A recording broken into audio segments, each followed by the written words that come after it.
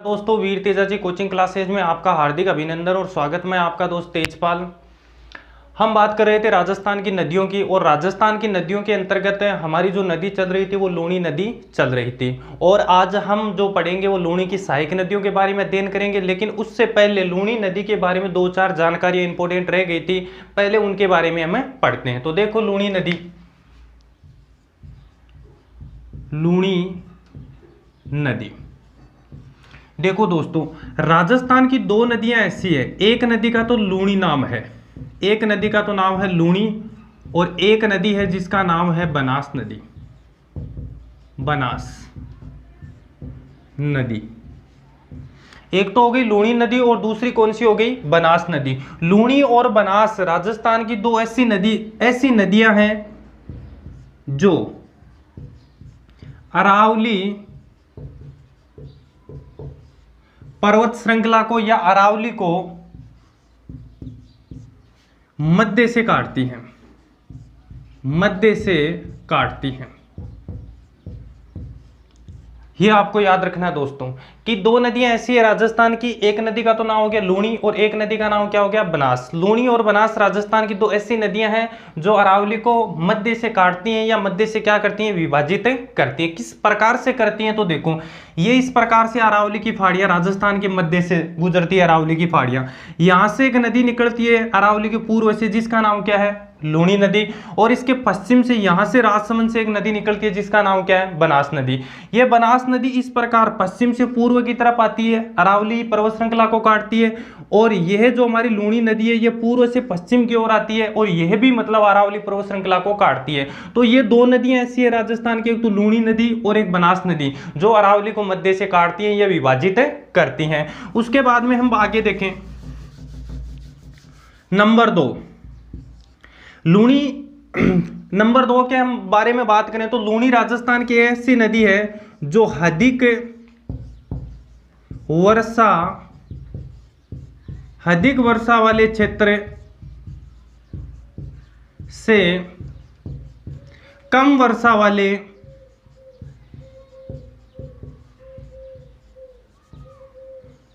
वाले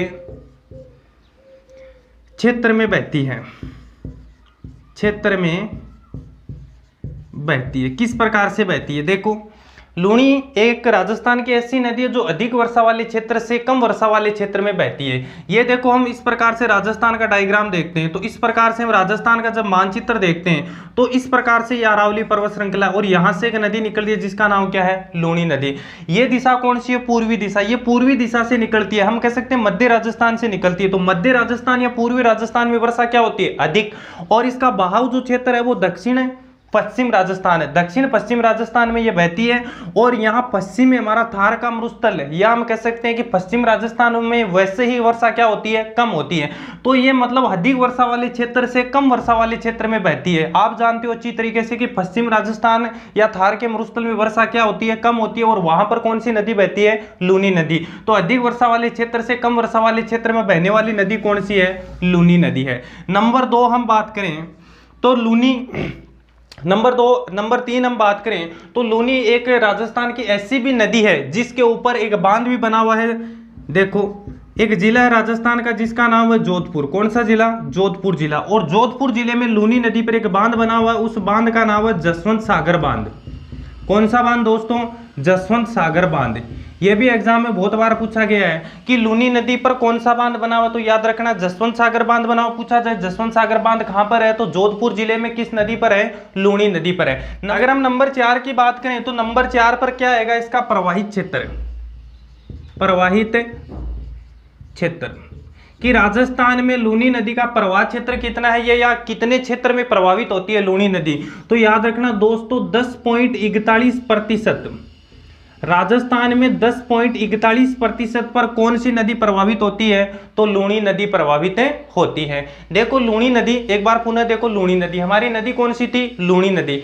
सबसे पहले आपको बात ये याद रखनी है कि राजस्थान की दो नदियां ऐसी, एक नदी का नाम है लूणी नदी और दूसरी नदी का नाम है बनास नदी। ये दोनों नदियां अरावली पर्वत श्रृंखला को मध्य से विभाजित करती है, या हम कह सकते हैं मध्य से काटती है। दूसरी हम बात करें तो लूणी ऐसी भी नदी है जो मतलब अधिक वर्षा वाले क्षेत्र से कम वर्षा वाले क्षेत्र में बहती है। उसके बाद में हम बात करें कि लूनी नदी पर जोधपुर जिले में एक बांध बना हुआ है और उस बांध का नाम क्या है, जसवंत सागर बांध। उसके बारे में हम बात करें तो मतलब लूनी नदी का जो प्रवाह क्षेत्र है राजस्थान में वो कितना है, 10.41% है। उसके बाद में हम आगे बात करें तो आगे प्रश्न रहता है लूनी की सहायक नदी। लूनी नदी की सहायक नदियां कौन सी है, तो यहां से भी एग्जाम में हर बार प्रश्न पूछा जाता है कि लूनी की कौन सी सहायक नदियां हैं। पर एक बात याद रखना दोस्तों, ये हमारी लूनी नदी कंप्लीट हो गई है और अब हमारा जो टॉपिक रहेगा वो लूनी की सहायक नदियां रहेगा। तो चलो हम अध्ययन करते हैं, लूनी की सहायक नदियों के बारे में पढ़ते हैं।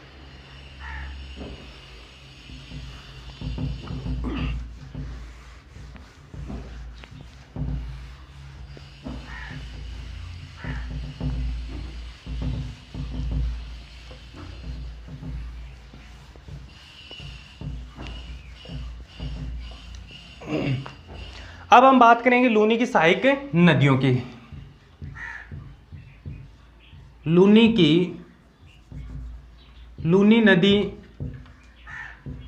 की सहायक नदियां, लूनी नदी की सहायक नदियां, यह आपको याद रखना है। कई बार एग्जाम में सीधा ही पूछा जाता है कि लूनी की कौन सी सहायक नदी हैं, तो लूनी नदी की सहायक नदियां। तो देखो इस चीज को हम कह सकते हैं कि लूनी की सहायक नदियों को हम एक शॉर्ट ट्रिक से याद करेंगे। किससे याद करेंगे, शॉर्ट ट्रिक से याद करेंगे। और वो ट्रिक हमारी जो रहेगी वो आपको मैं बताता हूं। देखो जो हमारी ट्रिक है उस ट्रिक का नाम है जम्मी की सासू। ट्रिक क्या है, जम्मी की सासू लीला खाकर बाजो। देखो लूनी की सहायक नदियों की ट्रिक है और लूनी की सहायक नदियों की जो ट्रिक है वो कौन सी है, जम्मी की सासू लीला खाकर बाजो। जम्मी की सासू लीला खाकर बाजो, इसको अगर आप 2-3 बार रिपीट करोगे तो याद हो जाएगी। किस प्रकार से, देखो जम्मी की सासू लीला खाकर बाजो, जम्मी की सासू लीला खाकर बाजो, जम्मी की सासू लीला खाकर बाजो। तो इसको 2-3 बार आप रिपीट करोगे तो ये मतलब इजी वे में आपको याद हो जाएगी। अब देखो जय का मतलब क्या है, जवाई नदी। दोस्तों जय का मतलब क्या है, जवाई नदी, ठीक है। और मी का मतलब क्या है, मीठड़ी नदी। कौन सी नदी, मीठड़ी नदी, ठीक है। उसके बाद में बात करते हैं सा का मतलब क्या है, सागी नदी। कौन सी नदी दोस्तों, सागी नदी। उसके बाद में सू के बारे में बात करें तो सू का मतलब होता है सूकड़ी नदी। कौन सी नदी, सूकड़ी नदी। और उसके बाद में हम बात करें लीला का मतलब होता है लीलड़ी नदी। कौन सी नदी, लीलड़ी नदी। उसके बाद में हम आगे बात करें खा का मतलब क्या होता है, तो खारी नदी। कौन सी नदी, खारी नदी। और बा का मतलब क्या होता है, बांडी नदी। कौन सी नदी, बांडी नदी। बा का मतलब बांडी नदी। उसके बाद में हम बात करें जो का मतलब क्या होता है, तो जोजड़ी नदी। कौन सी नदी, जोजड़ी नदी।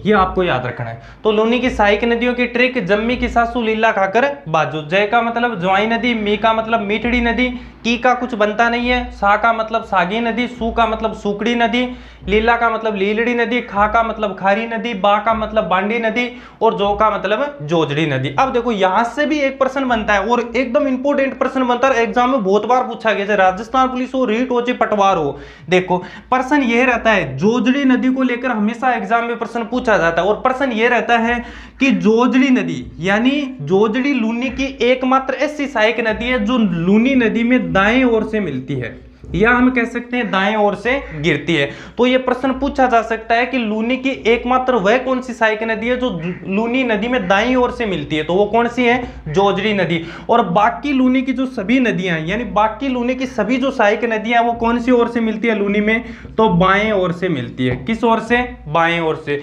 जोजड़ी केवल दाएं ओर से मिलती है और सभी सारी और जो बची हुई नदियां हैं सारी की सारी इसकी सहायक नदियां वो कौन सी साइड से आकर मिलती हैं, तो बाएं साइड से आकर मिलती है। सारी बाएं के लिए और जोजड़ी किसके लिए, दाएं के लिए, ठीक है। तो अब हमने इन लूनी की सहायक नदियों को ट्रिक के माध्यम से समझा और आशा करता हूं आपको याद भी हुआ होगा। और अब हम लूनी की एक एक करके सहायक नदियां पढ़ेंगे, जिसमें हमारी पहली नदी कौन सी रहेगी, जवाई नदी। कौन सी नदी रहेगी, जवाई नदी। तो चलो दोस्तों लूनी की सहायक नदियों के बारे में हम विधिवत रूप से अध्ययन शुरू करते हैं और पहली हम नदी पढ़ते हैं, उसका नाम है जवाई नदी।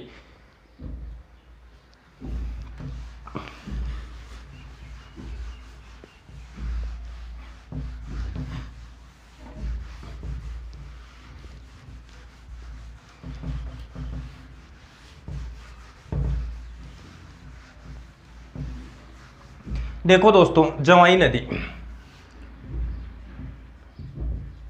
जवाई नदी, कौन सी नदी? जवाई नदी। सर्वप्रथम देखते हैं हम इसके बारे में कि इसका क्या महत्व है, क्या इंपॉर्टेंट है। तो पहली लाइन याद रखना कि जवाई नदी यह लूनी नदी की सबसे लंबी सहायक नदी है। यह आपसे प्रश्न पूछा जा सकता है, एग्जाम में बहुत बार पूछा गया है कि लूनी की सबसे लंबी सहायक नदी कौन सी है। तो लूनी की जो सबसे लंबी सहायक नदी है वो कौन सी है? जवाई नदी है, याद रखना आप, ठीक है। लूनी की सबसे लंबी सहायक नदी कौन सी है? जवाई नदी। उसके बाद में हम पढ़ते हैं इसके उद्गम स्थल के बारे में। तो देखो दोस्तों, इस प्रकार से पाली जिले में गोरिया गांव, कौन सा गांव? गोरिया गांव की पहाड़ियों से, गोरिया गांव की पहाड़ियों से। और गोरिया गांव की पहाड़ियां हैं कहां पर?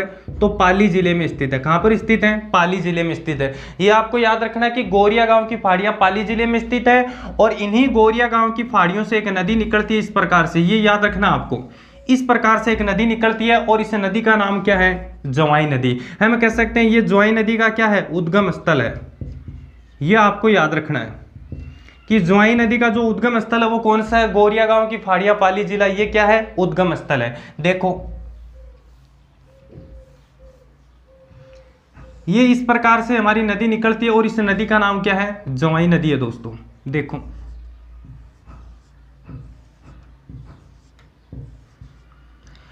अब ये पाली जिले में अपने उद्गम स्थल से निकलकर थोड़ी आगे आती है और एक स्थान है पाली में जिसका नाम है सुमेरपुर। स्थान कौन सा है? सुमेरपुर। और सुमेरपुर पड़ता कहां पर है? तो पाली जिले में स्थित है। उद्गम स्थल से निकलने के बाद में पाली जिले में एक स्थान है जिसका नाम क्या है? सुमेरपुर। और सुमेरपुर किस जिले में स्थित है? पाली जिले में। अब देखो, सुमेरपुर में इसी नदी पर एक बांध बना हुआ है। सुमेरपुर पाली जिले में इसी नदी पर एक बांध बना हुआ। इस प्रकार से देखो दोस्तों, इस प्रकार से इस स्थान पर जवाई नदी पर एक बांध बना हुआ है और इस जो बांध का नाम है वो क्या नाम है? जवाई बांध। क्या नाम है? जवाई बांध। ये आपसे पूछा जा सकता है, अति इंपॉर्टेंट, महत्वपूर्ण है ये, कि जवाई बांध है वो किस नदी पर है? तो याद रखना, जैसे जवाई और जैसे जवाई बांध किस नदी पर? पाली जिले से। किस जिले में? पाली जिले में। जवाई बांध है जवाई नदी पर, पाली जिले में। पर्टिकुलर अगर आपको स्थान पूछा जाए तो कौन सा रहेगा? सुमेरपुर। सुमेरपुर पाली में जवाई नदी पर एक बांध बना और उस बांध का नाम क्या है? जवाई बांध है। अब देखो, इस जवाई बांध के बारे में भी एक दो बातें इंपॉर्टेंट है और वो क्या है? देखो, ये जवाई बांध है पश्चिम राजस्थान का। कौन से राजस्थान का? पश्चिम राजस्थान का सबसे लंबा बांध है, सबसे लंबा बांध है। पश्चिम राजस्थान का जो सबसे लंबा बांध है वो कौन सा है? जवाई बांध है। कौन सा बांध है? जवाई बांध। इसीलिए इस जवाई बांध को मारवाड़ का अमृत सरोवर कहा जाता है। सरोवर कहा जाता है। यह भी प्रश्न आपसे पूछा जा सकता है कि मारवाड़ का अमृत सरोवर किसको कहा जाता है? तो जवाई बांध को कहा जाता है। किसको कहा जाता है? जवाई बांध को कहा जाता है। अब देखो, उसके बाद में ये नदी आगे चलती है। इसके बाद में ये नदी आगे चलती है और जब ये आगे चलती है तो यहाँ पर एक जिला आता है और उस जिले का नाम है जालोर। ये जालोर जिले में बहती है। उसके बाद में पाली में बहने के बाद में जालोर जिले में बहती है।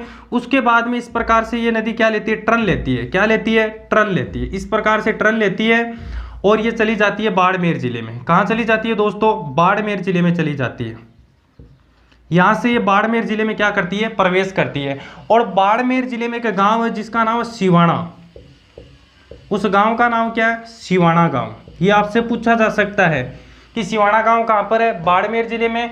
और मैंने आपको पहले भी बताया था कि नागपाड़ अजमेर से एक नदी निकल कर आती है। उस नदी का नाम क्या है? लूणी नदी है। अब लूणी नदी बाड़मेर में आकर अब देखो क्या होता है, इधर से नदी निकल कर आती है और उस नदी का नाम क्या है, लूणी नदी, जो मैंने आपको पहले भी पढ़ा दिया था। और इस सिवाना नामक स्थान पर, यानी हम कह सकते हैं सिवाना गांव बाड़मेर जिले में, ये मतलब ज्वाई नदी है वो किस नदी में मिल जाती है, लूणी नदी में मिल जाती है। किस नदी में मिल जाती है, लूणी नदी में मिल जाती है। तो दोस्तों ये हमारी ज्वाई नदी क्या हो गई है, कंप्लीट हो गई। एक बार पुनः देखो, एक दो बातें और रह गई इसके बारे में। ज्वाई नदी सबसे पहले आपको याद रखना है ये कि ज्वाई नदी है लूनी की सबसे लंबी सहायक नदी है। उसके बाद में इसका उद्गम स्थल तो गोरिया गांव की फाड़ियां, जो कहां पर स्थित है, पाली जिले में स्थित है। यहां से इस नदी का क्या होता है, उद्गम होता है।